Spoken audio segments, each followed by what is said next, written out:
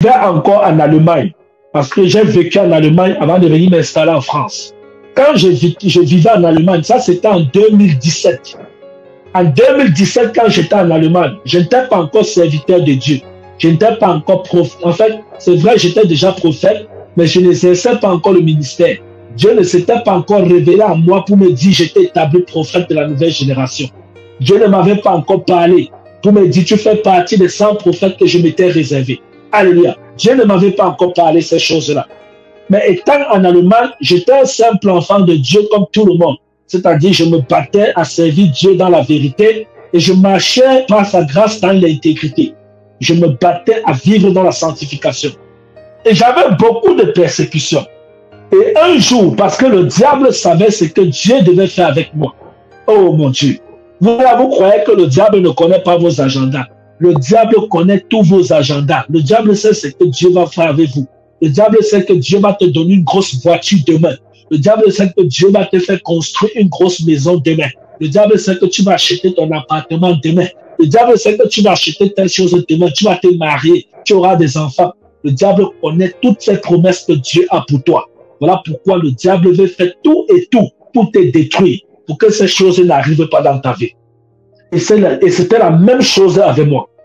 Le diable savait que moi, je devais être prophète. Moi-même, je ne savais pas. Mais Satan dans l'esprit, parce qu'il voit dans l'esprit, il savait déjà ces choses-là. Il savait qu'en moi, je portais quelque chose de fort et qui devait être une menace pour ses intérêts.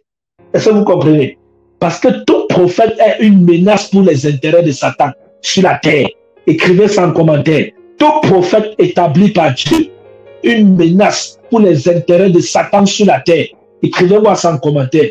C'est moi qui ai dit ça. Signez le prophète Lionel de la nouvelle génération. Écrivez ça. Alléluia. Écrivez-moi ça. Tout prophète établi par Dieu est une menace pour les intérêts de Satan sur la terre.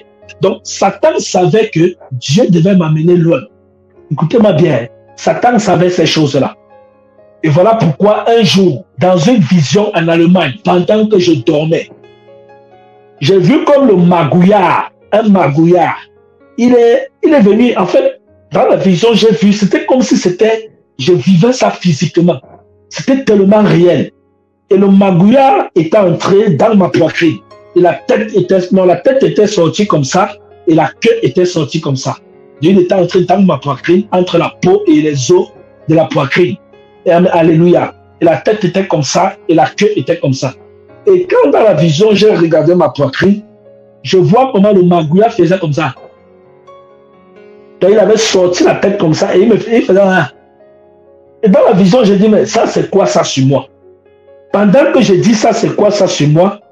Je ne sais pas ce qui s'est passé. J'ai seulement vu comment une main est sortie dans le ciel. Une main, une grande main. Alléluia. Une grande main est sortie du ciel avec une épée. J'ai seulement vu la main est sortie du ciel comme ça avec l'épée. Et Dieu, ça c'était la main de Dieu. Et Dieu a envoyé l'épée là dans ma poitrine jusqu'à ce que j'ai senti comme si je devais mourir. Mais c'était ma délivrance. Et quand Dieu a envoyé cette épée dans ma poitrine, il a retiré le magouillard là.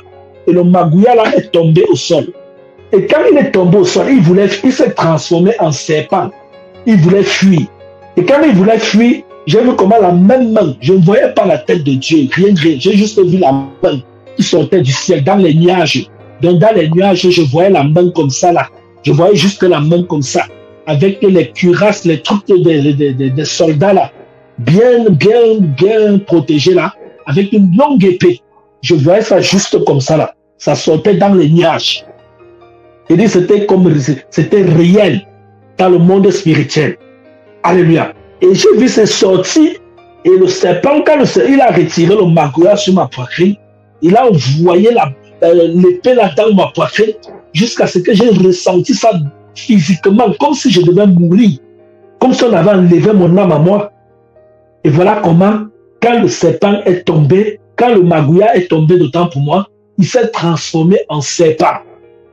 Et quand il s'est transformé en serpent, dans la vision, le magouillard, le serpent a voulu fuir. J'ai vu comment la main de Dieu a découpé ce serpent. J'ai vu comment il a découpé ce serpent avec son épée. Que quelqu'un dise avec moi, prophétie et épée. Dieu va découper tes ennemis avec l'épée au nom de Jésus. Dieu va découper nos ennemis ce soir avec son épée au nom de Jésus-Christ de Nazareth. Alléluia. Je vous dis la vérité, je vous parle devant le Saint-Esprit de Dieu. Et voilà comment, quand j'ai vu ces choses-là, j'étais dépassé.